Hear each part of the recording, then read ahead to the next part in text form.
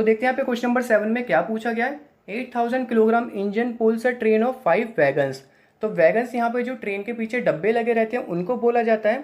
तो 8000 किलोग्राम यहाँ पे इंजन है, वो यहाँ पे क्या कर रहा है, 5 डब्बे को खींच रहा है और ईच ऑफ 2000 किलोग्राम, और हर एक डब्बे का जो वजन है वो यहाँ पे कितना है, 2000 किलोग्राम है। Along a horizontal track, if the engine exerts a force of 40,000 newton and the track offers a friction force of 5000 newton, then calculate. तो यहाँ पे इंजन जो है उस पर कितना फोर्स लग रहा है, 40,000 न्यूटन का फोर्स लग रहा है, और यहाँ पे जो ट्रैक्स पे लग रहा है फ्रिक्शनल फोर्स वो कितना लग रहा है, 5000 न्यूटन का लग रहा है। तो हमें यहाँ पे 3 चीज़ कैलकुलेट करके बतानी है। पहला है नेट एक्सीलरेटिंग फोर्स, बी है हमारा the acceleration of the train, C है हमारा the force of wagon on wagon 2। तो पहला हम देखते हैं द नेट एक्सीलरेटिंग फोर्स। तो हम यहाँ पे निकालेंगे, इसको सॉल्व करते हैं और यहाँ पे पहला सॉल्व करेंगे, नेट एक्सीलरेटिंग फोर्स हमें यहाँ पे कितना लग रहा है। तो सबसे पहले हमें यहाँ पे कुछ गिवन दे रखा है, वो हम देख लेते हैं। फोर्स एक्सर्टेड बाय ट्रेन, तो यहाँ पे कितना फोर्स एक्सर्ट कर रहा है ट्रेन वो देख लेते हैं। फोर्स एक्सर्टेड बाय ट्रेन, तो यहाँ पे आपको क्वेश्चन में गिवन है कितना फोर्स एक्सर्ट कर रहा है, वो यहाँ पे हमें दे रखा है 40,000 न्यूटन। कितना दे रखा है, 40,000 न्यूटन दे रखा है। अब फोर्स ऑफ फ्रिक्शन यहाँ पे कितना एक्सर्ट हो रहा है वो भी देख लेते हैं। तो फोर्स ऑफ फ्रिक्शन यहाँ पे हमारा लग रहा है, फोर्स ऑफ फ्रिक्शन लग रहा है हमारा यहाँ पे 5000 न्यूटन। तो फोर्स ऑफ फ्रिक्शन हमेशा यहाँ पे नेगेटिव होगा क्योंकि वो अपोजिट डायरेक्शन में लगता है। तो फोर्स ऑफ फ्रिक्शन यहाँ पे कितना होगा हमारा, माइनस का 5000 न्यूटन। नेगेटिव इसलिए लिया क्योंकि फोर्स ऑफ फ्रिक्शन हमेशा अपोजिट डायरेक्शन में अपोज करता है, ठीक है। अब यहाँ पे नेट एक्सीलरेटिंग फोर्स निकालना है हमें, तो यहाँ पे मैं लिख लेता हूँ नेट एक्सीलरेटिंग फोर्स। तो नेट एक्सीलरेटिंग फोर्स जो होगा हमारा वो देख लेते हैं यहाँ पे कितना होगा। तो net accelerating force equal to sum of all forces. तो यहाँ पे दोनों फोर्स को यहाँ पे क्या करेंगे, प्लस कर देंगे। तो सम ऑफ ऑल फोर्सेस होता है। तो दोनों फोर्स यहाँ पे कितना है, जो फोर्स यहाँ पे ट्रेन एक्सर्ट कर रहा है वो यहाँ पे कितना है हमारा 40,000 है, और जो फोर्स एक्सर्ट कर रहा है फ्रिक्शन और फ्रिक्शनल फोर्स जो हमारे ट्रैक पे लग रही है वो हम यहाँ पे कितना है 5000 न्यूटन है नेगेटिव में। तो अब यहाँ पे क्या होगा, हमारा पॉजिटिव रहता है और यहाँ पे नेगेटिव में 5000 है। तो अब ये पॉजिटिव नेगेटिव आपस में मिलकर यहाँ पे क्या हो जाएंगे, नेगेटिव हो जाएंगे। तो 40,000 माइनस का 5000 इक्वल टू यहाँ पे कितना हो जाएगा 35,000। तो 35,000 न्यूटन यहाँ पे क्या होगा हमारा नेट एक्सीलरेशन फोर्स लगेगा। कितना लगेगा हमारा 35,000 न्यूटन नेट एक्सीलरेशन फोर्स। अब देखते हैं इसका बी और सी पार्ट। तो अब हम यहाँ पे बी पार्ट बताएंगे और बी पार्ट में हमें यहाँ पे ये बताना है कि यहाँ पे जो एक्सीलरेशन लग रहा है ट्रेन पे वो कितने का लग रहा है, वो हमें यहाँ पे देखना है। उससे पहले हमें यहाँ पे बताना पड़ेगा मास ऑफ वैगन, कि डब्बों का यहाँ पे कुल वजन कितना है। तो यहाँ पे मैं लिख लेता हूँ mass of wagon. Mass of wagon, wagon जो हमारे ट्रेन के पीछे डब्बे होते हैं उनको बोला गया है। तो मास ऑफ वैगन यहाँ पे कितना है, हर एक डब्बा यहाँ पे 2000 किलोग्राम का है और टोटल डब्बे यहाँ पे कितने हैं, 5 हैं।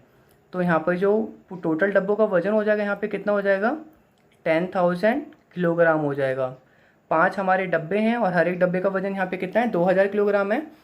तो यहाँ पे टोटल मास ऑफ वैगन यहाँ पे कितना हो जाएगा, 10,000 किलोग्राम हो जाएगा। अब हमें यहाँ पे सेकेंड लॉ ऑफ मोशन से यहाँ पे एक्सीलरेशन निकालना है। तो यहाँ पे मैं लिख लेता हूँ सेकेंड लॉ ऑफ मोशन। तो सेकेंड लॉ ऑफ मोशन से हम यहाँ पे कैसे निकाल पाएंगे एक्सीलरेशन, देख लेते हैं। सेकेंड लॉ ऑफ मोशन का फॉर्मूला होता है force equal to mass into acceleration, और यहाँ से हम एक्सीलरेशन सब्स्टिट्यूट करेंगे। सब्स्टिट्यूट करने के बाद यहाँ पे कितना हो जाएगा हमारा, फोर्स अपॉन मास हो जाएगा। तो फोर्स यहाँ पे हमारा कितना था, फोर्स हमारा यहाँ पे लग रहा था 35,000 न्यूटन, जैसे कि हमने पहले वाले इक्वेशन में निकाला था। पहले वाले पार्ट में जो नेट एक्सीलरेटिंग फोर्स था वो यहाँ पे कितना था, 35,000 न्यूटन था। और नीचे हमारा जो मास लग रहा था वो हमारे यहाँ पे कितना लग रहा है, 10,000 किलोग्राम लग रहा है। कितना लग रहा है, 10,000 किलोग्राम लग रहा है। इसको हम यहाँ पे सब्स्टिट्यूट करके काट लेंगे। तो 3 जीरो से 3 जीरो कट गए और यहाँ पे 10 डिवाइड होगा तो यहाँ पे कितना हो जाएगा, 3.5 मीटर पर सेकेंड स्क्वायर। इसकी यहाँ पे क्या हो जाएगी, यूनिट आ जाएगी एक्सीलरेशन की। होप आपको ये बी पार्ट समझ में आ गया होगा। अब देखते हैं यहाँ पे इसका सी पार्ट। और सी पार्ट में बोला गया force of wagon 1 on wagon 2। तो यहाँ पे जो वैगन 1 का फोर्स लग रहा है वैगन 2 पे वो कितना लग रहा है वो हमें यहाँ पे बताना है। तो यहाँ पे मैं लिख लेता हूँ force of wagon one on wagon two. Actually मुझे force of wagon one on wagon two पे नहीं लगेगा, बाकी के डब्बों पे भी लगेगा, इसलिए हमें यहाँ पे सबका मास लेना पड़ेगा। तो यहाँ पे होगा हमारा मास ऑफ 4 वैगन, क्योंकि यहाँ पे हमारे जो बाकी डब्बे थे पांचों सटे हुए थे, जिसकी वजह से यहाँ पे चारों डब्बे का भी मास लगेगा। तो ये हमारा पहला डब्बा, दूसरा डब्बा, तीसरा, चौथा और पांचवा, ये हमारा 1 2 3 4 5 है और यहाँ सब आपस में अटैच हैं। तो यहाँ पे हमें बताना क्या, force of wagon one on wagon two. तो यहाँ पे फर्स्ट का फोर्स सेकंड पे कितना लग रहा है। एक्चुअली में ये डब्बे भी यहाँ पे कनेक्ट हैं, इसलिए हम यहाँ पे मास ऑफ 4 वैगन लेंगे और इनटू यहाँ पे क्या हो जाएगा, एसरेशन हो जाएगा, क्योंकि फोर्स का फॉर्मूला क्या होता है, मास इनटू एसरेशन, और मास ऑफ यहाँ पे क्या ले रहे हैं हम, 4 वैगन ले रहे हैं।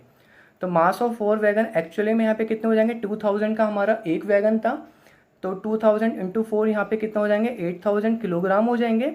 और इंटू एसरेशन अभी हमने यहाँ पे कितना निकाला, 3.5। तो यहाँ पे मास ऑफ 4 वैगन कैसे निकाला, क्योंकि हमारा 2000 का एक डब्बा था, इंटू 4 कर देंगे, इसलिए यहाँ पे हमारा कितना आ जाएगा, 8000 आ जाएगा।